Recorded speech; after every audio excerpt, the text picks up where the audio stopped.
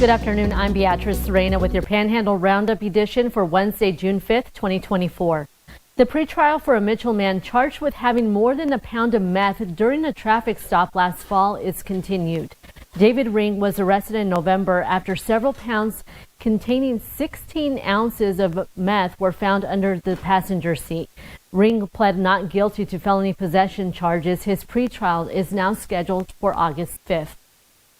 And Governor Jim Pillen may back down from the Perkins County Canal, a potential structure that has been causing debates on water rights between Nebraska and Colorado. In a town hall meeting last week, the governor said while he supports the project, he would abandon the Perkins County Canal project if legal fees get too high, stating that a long-term legal battle would be bad for Nebraska taxpayers. It's an old idea revived by former Governor Pete Ricketts, and the proposed Perkins County Canal would transport water from the South Platte River in Colorado into Nebraska. So far, the legislature has appropriated $650 million towards the project, which is still in the planning stage. And there may be a snag with one of the acts scheduled at this year's Nebraska State Fair in Grand Island. Mexican artist Ramon Ayala posted on his Facebook page that he was canceling his current schedule of concerts. In the post, Ayala wrote that reasons beyond our control forced him to cancel his presentations. News outlets around the country are reporting that he has canceled his 2024 touring dates. He was scheduled to perform at the Nebraska State Fair on August 29th, and the Nebraska State Fair expects to make an announcement about Ayala this afternoon.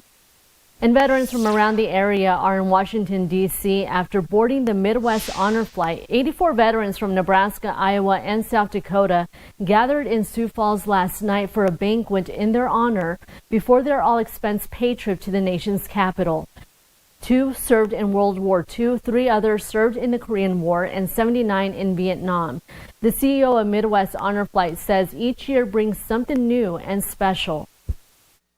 And every veteran takes the story a little bit, or their experience a little bit differently, and has a different story to share. But what we found is the healing and closure and the respect that they're given throughout the day. It really warms our board's heart, it warms our sponsors' heart, and it allows us to continue fulfilling these missions each time we do one. The Midwest Honor Flight landed in D.C. around 9 a.m.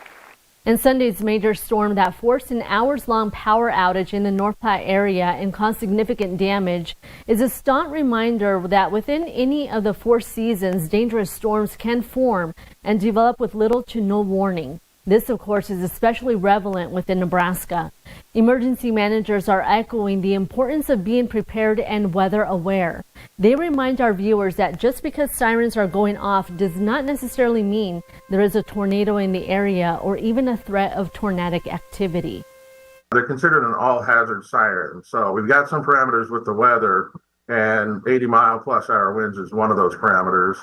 And anything that comes from Weather Service that has a tag that is destructible, things like that, we'll sound the sirens, because we want to get people inside where it's safe, and that's where they need to then look at their phones, turn the TV on, start getting that information of what's going on. 24 Olympic swimming trials in Indianapolis next week. Jojo Randme and Gina Jorgensen, both record-holding swimmers at the University of Nebraska-Lincoln, met with the public on Tuesday. They signed autographs and spoke with fans about the opportunity to represent their school in one of the sport's biggest events. It's pretty surreal to be able to have that opportunity, and to represent Nebraska at these trials is just, again, a great opportunity. I'm so excited for this meet. Definitely a little nervous, but other than that, it's for the experience. Jorgensen will swim in the 400-meter, 800-meter, and mile events, while Randby will compete in the 100-meter breaststroke. The trials will be held from June 5th to the 23rd at Lucas Oil Stadium.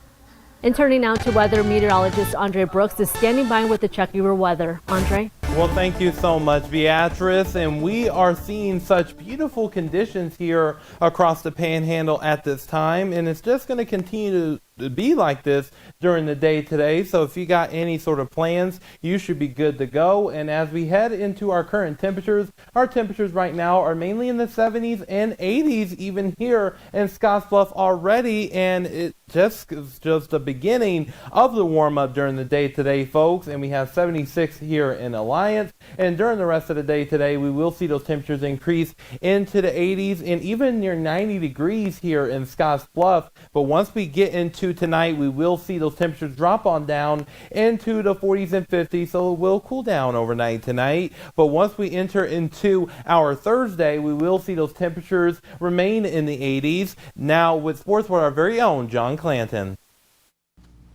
Welcome to the Sports Desk. The Western Nebraska Pioneers opening their season in a new league this year.